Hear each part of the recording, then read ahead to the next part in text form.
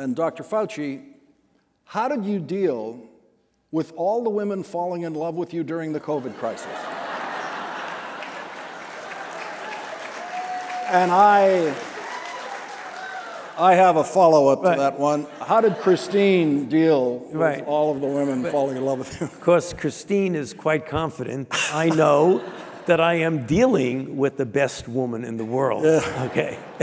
They never had a chance. What is the likelihood that the world will see another COVID-like pandemic in our lifetime? Unpredictable, and you can't say. If you look at pandemics, which have occurred prior to recorded history, there were the pandemics, the 14th century bubonic plague, the 1918 influenza pandemic that killed 50 to 100 million people. We had a mild pandemics, if you want to call it that, in 1968, 57, 2009.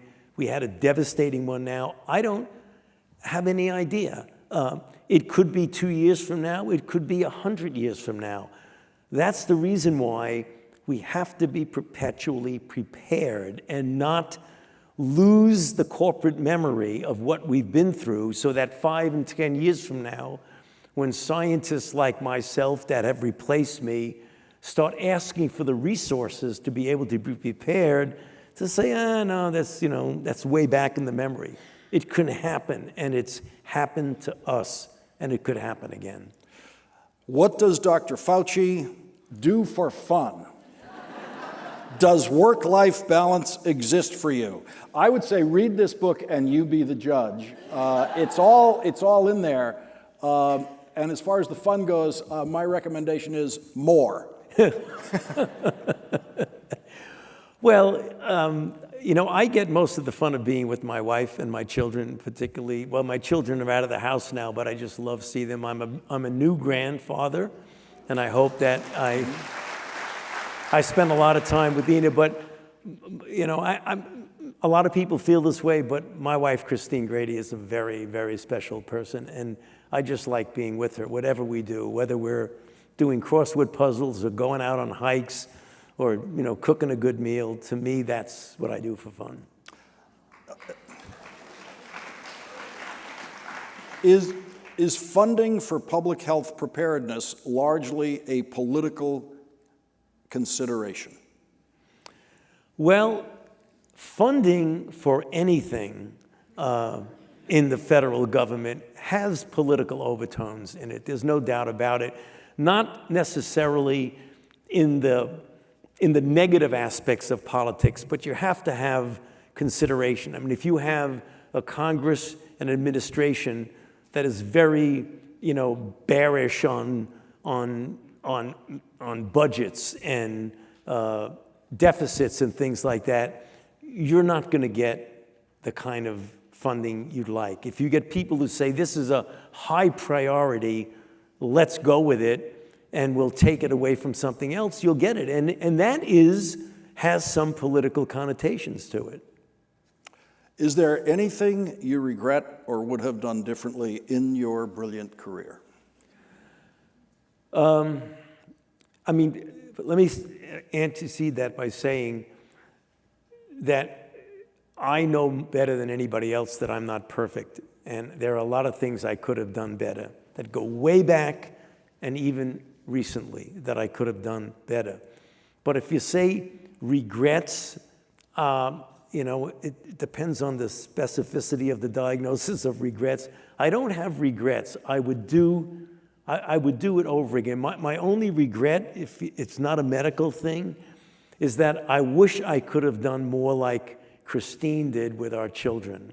Because even though I was going through a terrible outbreak as my children were growing up during HIV, I just feel that maybe I should have been there a little bit more. And if I had to do it over again, I probably would have done that. This is a question that I've been concerned about, and especially concerned about in reading this book. It has been increasingly hard to recruit young physicians to careers in research. Other paths have far fewer hurdles and are much more lucrative. What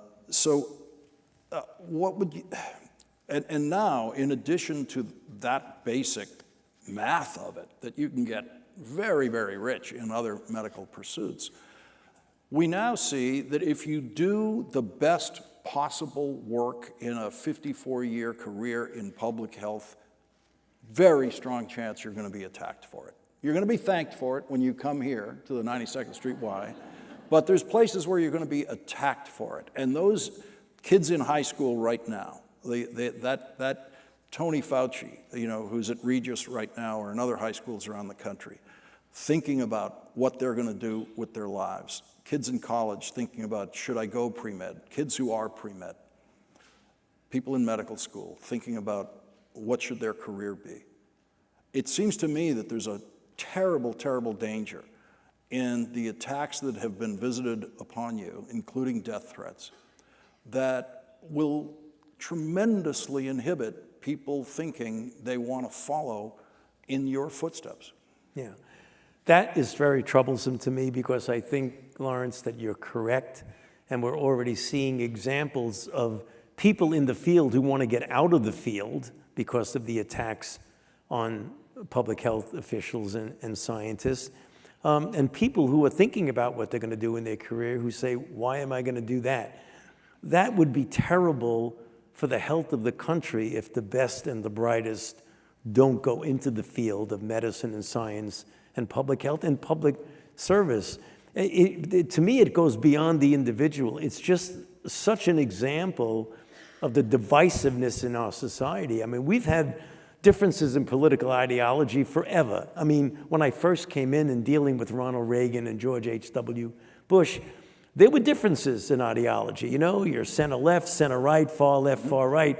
But there was always a respect for institutions and a great degree of civility. We don't see that now. And the civility of the leadership and the attacks on scientists gets seen by the public, and then it's okay to be attacking public health officials and threatening them and threatening their family. It's just such a bad tone for the country that I do hope that we start to realize that that is not a very productive way for the country to go, and we start to realize that we are much more alike than we are different from each other, and just stop fighting with each other. But I hope that happens. You're a medical school professor now at Georgetown. Yes. These students are around you all the time now. Are you sensing an answer among them about what the future of service at NIH will look like?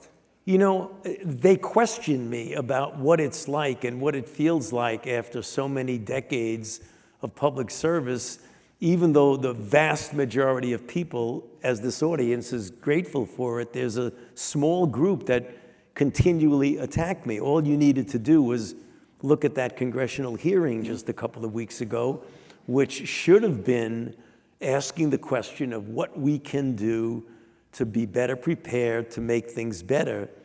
And it was a complete ad hominem vitriolic attack on me without even a question. I mean, usually a hearing is that I have a question for you. How can you do better?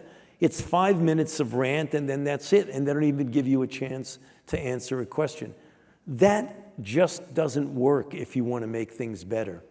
A man was recently arrested with an AR-15 in the car and a list of possible targets that included you on his way to Washington. You live with that. Your wife, Christine, lives with that. Your daughters live with that reality. How do you live with that? Well, it's not easy. I wish it weren't the case. But you can't allow that to intimidate you or interfere with what you're doing. So you just put it aside and say, it is what it is. I'm going to have to continue to do what I'm doing. The thing that I have to tell you, I'm a pretty mild-mannered person. The thing that infuriates me is when they do those attacks and harassments of my wife and my 3 daughters. That brings out the Brooklyn in me,